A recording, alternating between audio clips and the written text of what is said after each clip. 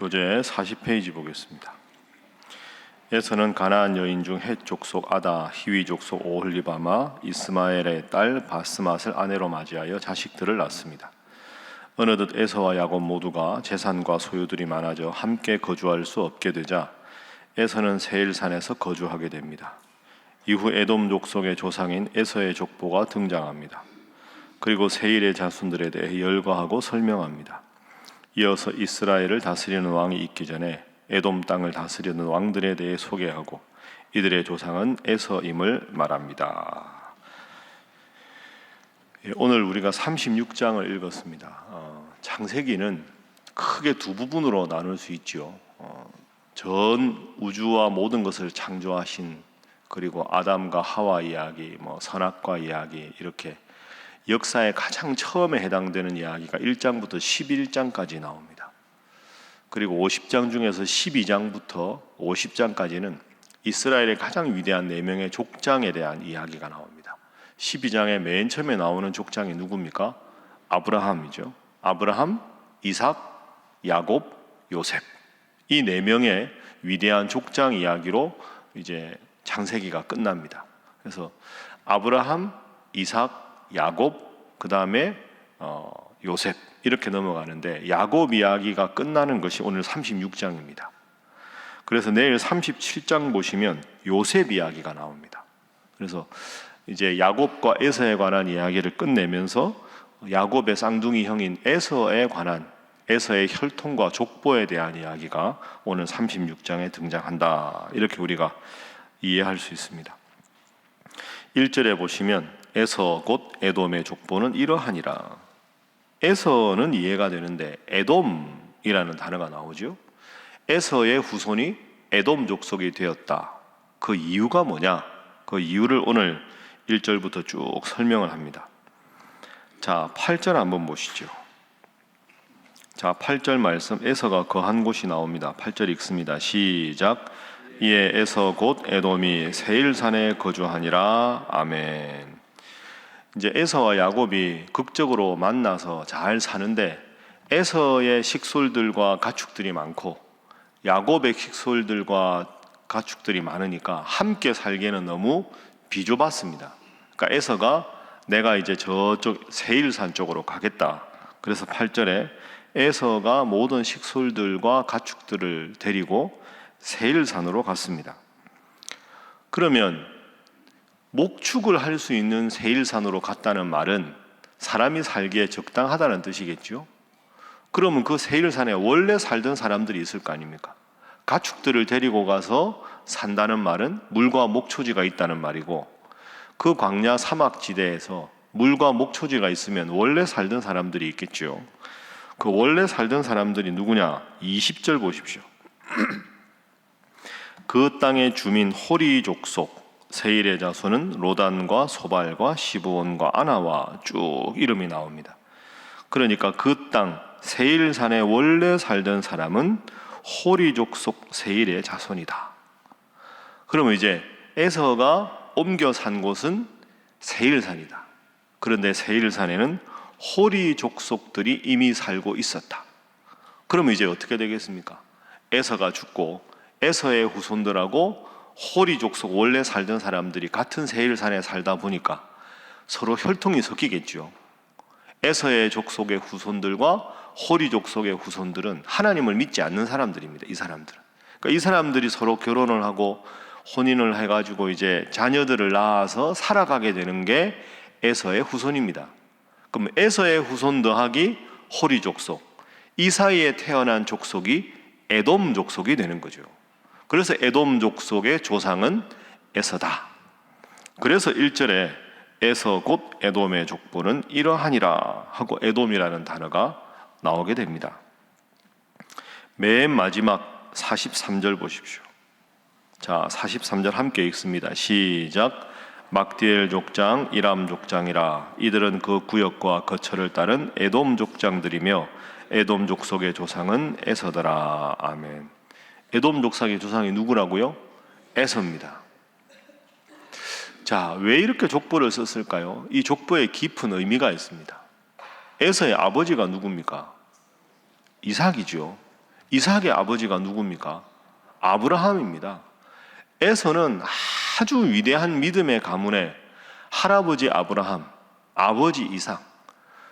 그 아버지 이삭이 어릴 때 아버지를 바칠 정도로 믿음이 좋았던 믿음의 조상이 할아버지고, 참 온유하고 평화를 추구했던 참 성품이 훌륭했던 인물이 아버지입니다. 그런데 결과적으로 아무런 소용이 없습니다. 거처를 옮기고 호리족속과 함께 살다 보니까 하나님을 믿었던 그 아브라함과 이삭의 신앙을 다 잊어버리고 온전히 이방 사람들과 혈통을 섞고, 그리고 이방신을 섬기다 보니까 에서의 후손들은 하나님을 믿지 않는 이방 에돔 족속이 되어버립니다. 여러분, 어떤 교훈이 있을까요? 가문이 중요하지 않습니다. 내 3대째 4대째 신앙생활 한다, 그거 중요하지 않습니다. 지금 당대에 여러분과 여러분의 자손들이 하나님을 얼마나 잘 믿느냐가 중요합니다. 신앙생활을 하다 보면 대대로 믿지 않는 가문에서 믿음 생활 잘하는 사람이 나기는 극히 어렵습니다. 여러분 아마 그런 경험이 대부분 있으신 분들도 있을 겁니다. 집안에 아무도 하나님 안 믿는데 여러분 당대에 처음 하나님 믿어서 하나님 신앙생활 잘 하기가 제사 문제도 있고 교회 가는 거 핍박하기도 하고, 여러분 중에 옛날에 신앙생활 한다고 막 구박도 받고 서름도 받은 분들이 이 자리에도 계실 겁니다. 여러분이 그렇게 온몸으로 핍박을 견뎌내니까 여러분의 자녀들이 이제 신앙생활 잘하게 된 거죠. 신앙생활 안 하는 가문에서 신앙생활 잘하기는 참 어려운데, 신앙생활 잘하던 가문에서 자칫 잘못해서 신앙생활 안 하고 게을러지면 그 자손들은 대대로 예수 안 믿는 집으로 가는 경우가 얼마나 많습니까? 대표적인 게 에서의 가문입니다. 할아버지가 아브라함이면 뭐합니까? 아버지가 이삭이면 뭐합니까? 세일산에 거한 것까지는 이해가 되지요. 동생과 다투면 안 되니까. 근데 거기서 하나님 믿는 신앙생활을 잘 했어야 되는데 신앙생활 안 하고 이방족 속과 혈통을 섞고 이방족 속에 악한 풍습이 들어오고 우상숭배하다 보니까 지금 에서의 자손은 에돔 족속에 대해서 이들은 제대로 하나님을 믿지 않는 안타까운 지경에 대대로 이르게 됩니다. 그래서 오늘 첫 번째 기도 제목은 늘 하나님 앞에 바르게 신앙생활 하게 하소서 하는 것입니다. 늘 하나님 앞에 바르게 신앙생활을 하게 하소서. 그 점에서 에서와 에서의 후손들은 실패했습니다. 그래서 우리가 잘 아는 대로 믿음의 조상의 계보는 아브라함과 이삭과 야곱으로 계승되지 에서로 계승되지 않습니다. 참 안타까운 그런 일이 되지요. 여러분이 신앙생활 잘 하는데 자녀들도 신앙생활 잘하고 자손들도 신앙생활 잘하고 그렇게 살아가기가 생각보다 쉽지가 않다 하는 것이 오늘 본문의 첫 번째 교훈입니다. 자, 5절 한번 보겠습니다. 5절 쭉 에서의 족속의 후인들이 쭉 나옵니다. 스쳐 지나가기 쉬운데 5절 한번 보시죠. 함께 읽어볼까요? 시작. 오홀리바마는 여호수아 얄람과 고라를 낳았으니 이들은 에서의 아들들이요 가나안 땅에서 그에게 태어난 자들이더라. 아멘. 자, 에서의 후예들이 어디서 태어났다고요? 가나안 땅에서 태어났다. 가나안 땅이 앞으로 어떻게 됩니까? 젖과 꿀이 흐르는 땅 아닙니까? 그러니까 앞으로의 역사를 보면 가나안 땅에서 태어났다는 건 영적으로 하나님 앞에서 바로 설 수 있는 싹이 여기 있다 하는 뜻이죠. 그런데 어제 우리가 읽어봤는데 35장에 보면 이 라헬이 죽죠. 35장 보시면 라헬이 죽습니다. 근데 라헬이 죽을 때 마지막으로 태어나는 아들이 베냐민 아닙니까? 베냐민은 엄밀하게 말하면 가나안에서 태어난 겁니다. 그런데 그 형들 르우벤, 시몬, 레위, 유다부터 요셉까지는 다 하란 땅에서 태어났습니다. 여러분 이게 그냥 별 생각 없이 읽으면 별 생각 없는데 잘 생각해 보십시오. 이스라엘 역사 전체를 두고 보면 앞으로 약속의 땅, 젖과 꿀이 흐르는 땅은 가나안 땅입니다. 모든 이스라엘 백성들이 추구하는 땅은 가나안 땅이죠. 에서의 후손들이 가나안 땅에서 태어났습니다. 그러면 가나안 땅에서 살게 되는 야곱의 12아들은 베냐민을 제외하고는 다 하란에서 태어났습니다. 그러니까 약속된 땅에서 태어나지 않은 야곱의 아들들은 약속의 자손들이 되는 것이고, 약속의 땅인 가나안 땅에서 태어난 에서의 후손들은 하나님과 전혀 관계없는 사람으로 살아가는 거죠. 거듭 말씀드리지만 혈통이 중요하지 않습니다. 가문이 중요하지 않습니다. 우리의 족보가 어떻게 되느냐가 중요하지 않습니다. 각자 여러분의 자녀들과 자손들이 영적으로 바로 서는 것이 중요합니다. 그래서 두 번째 오늘 본문의 기도 제목은 우리 모든 자녀들이 영적으로 독립하게 하소서 하는 것입니다. 우리 모든 자녀들이 영적으로 독립하게 하소서. 각자가 영적으로 바로 서는 게 참 중요하다 하는 겁니다.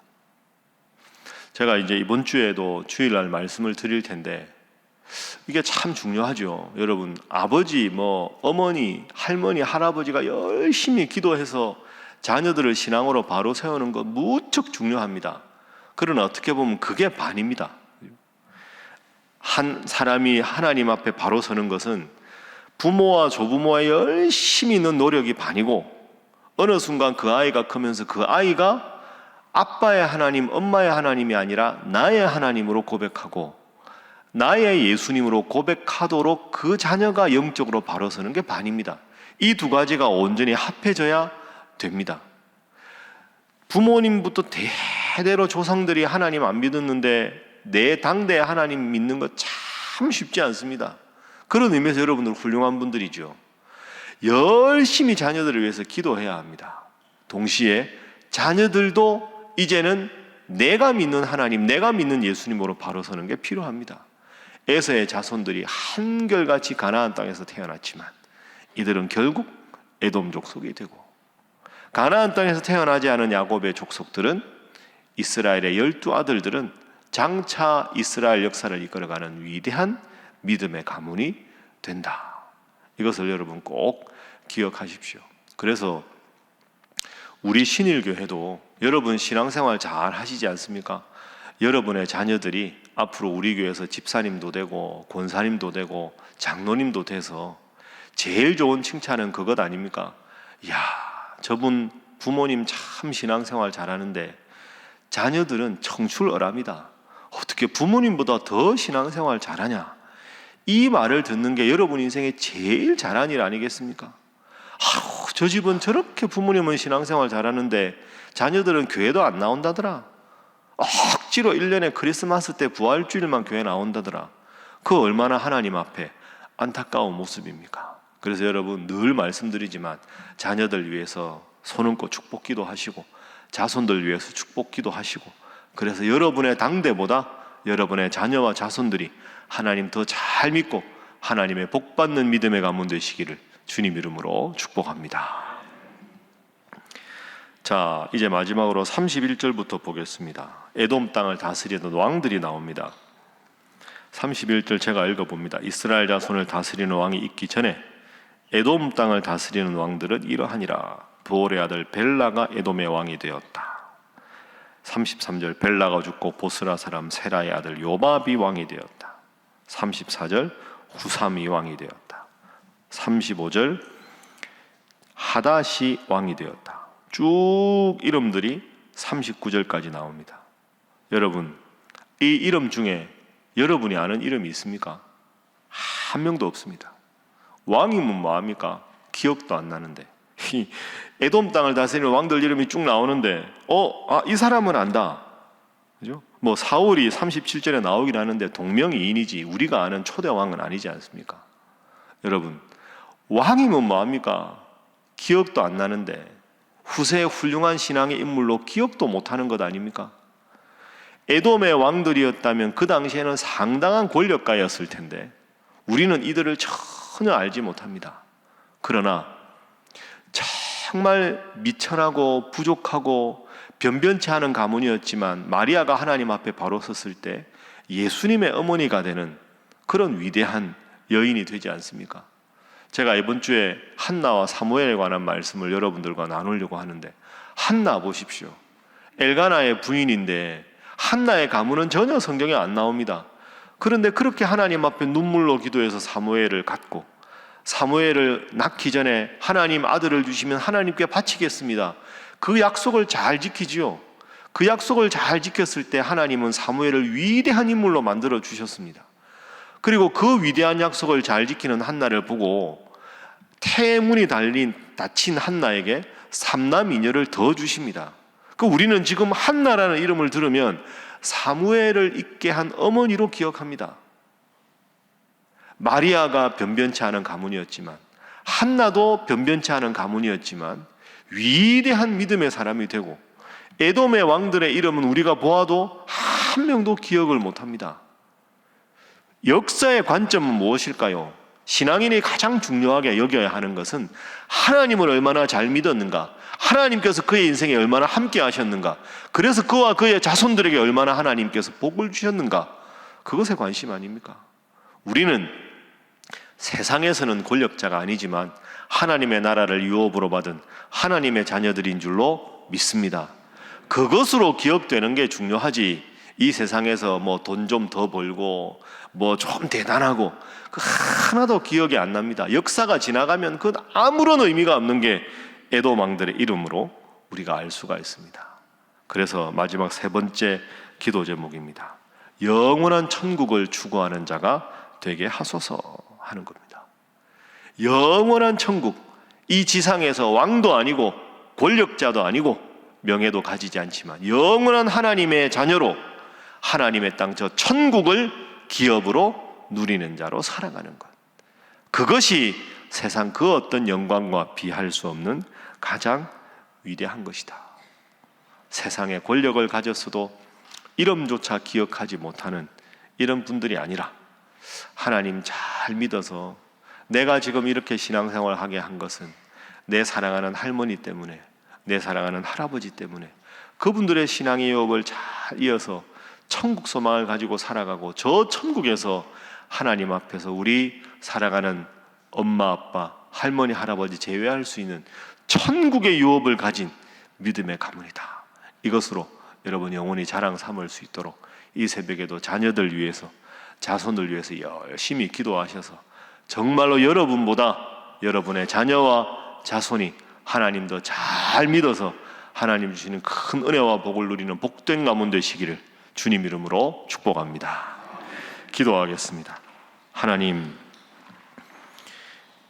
아브라함의 손자였고 이삭의 아들이었지만 주님 곁에 머물지 못하고 세상에 나아가 이방의 풍속을 좇았던 에서의 후손들을 본받지 않게 하시고, 하나님 잘 믿는 믿음의 가문 되게 하시고, 자녀들이 영적으로 독립하게 하시며 저 영원한 천국의 소망을 두고 하나님의 자녀로 살아가는 일에 매진하며 이 일을 가장 중요하게 여기며 새벽마다 나와 기도하고 말씀 중심으로 살아가는 우리 성도들 되게 하시고, 이들의 믿음의 가문 되게 하시고 우리 신일교회 되게 하여 주시옵소서. 함께 기도합니다. 주여 믿습니다. 주여 믿습니다. 주여 믿습니다.